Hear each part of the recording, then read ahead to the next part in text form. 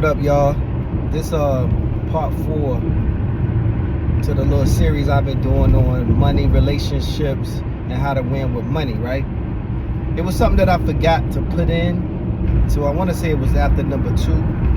You know what I'm saying? That'll help you elevate your game, because part 2 is like the budget, working on your budget and getting everything together that you need to start paying off your debt, by increasing your income. If you ain't checked that video out, go back and check that video out, starting from number 1 and work your way back all the way up to number 4, so you can know where we at, you know what I mean?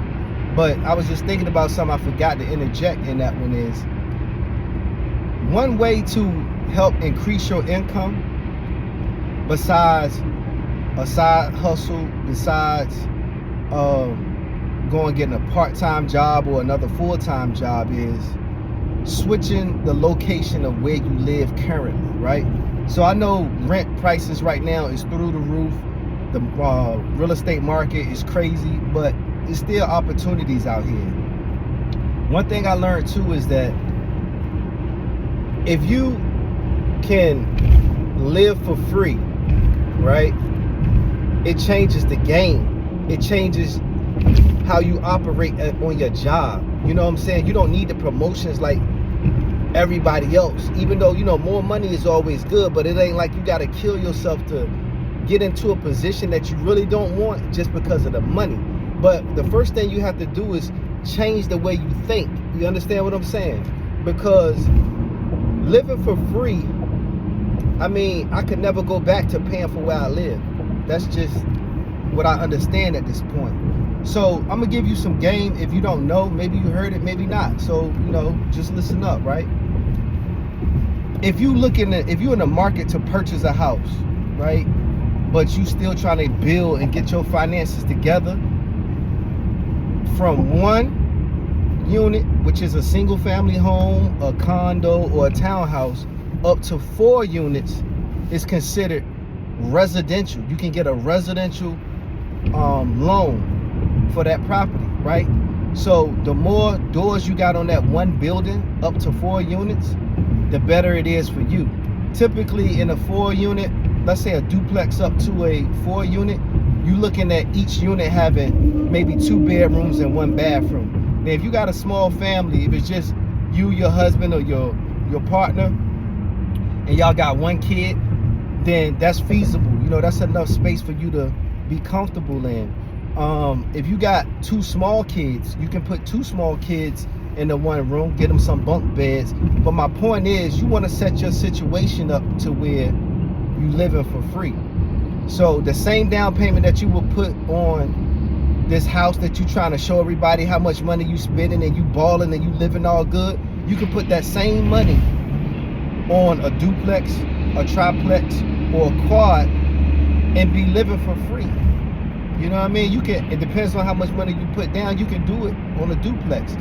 I remember that was a move me and my wife made when we was making power moves. I sold the house that I was living in and we moved into a duplex. At that time, I was paying like $1,300 a month for my mortgage on the house we had. And once we switched everything up and started going hard, we ended up buying a duplex, and we lived on one side and we rented the other side out. And I think every month, if I can remember, we was paying maybe $120 out of pocket. So basically I went from paying $1,300 a month to $120, and I'm putting $1,100 back into my home every month. So essentially it was like I gave myself a raise by changing my mentality and my focus to match the goals that I was trying to reach. Because that extra $1,000 could help you pay, or depending on what your mortgage is now, if it's $15,000, $2,000, that extra money that's coming in that you would have been giving to the bank that's back in your home now could be going to help you pay your debts off faster. And once you develop that mentality, you get used to living debt free and things of that nature. It's hard to go back. Like when you pay your car off or your car's off and you got the roof over your head covered, it makes working your job a little bit easier because you don't have the stress that a lot of other people have. A lot of people are just working to pay for their house, to pay for their car. And that's cool and all if that's what you want to do, but I like to be stress-free.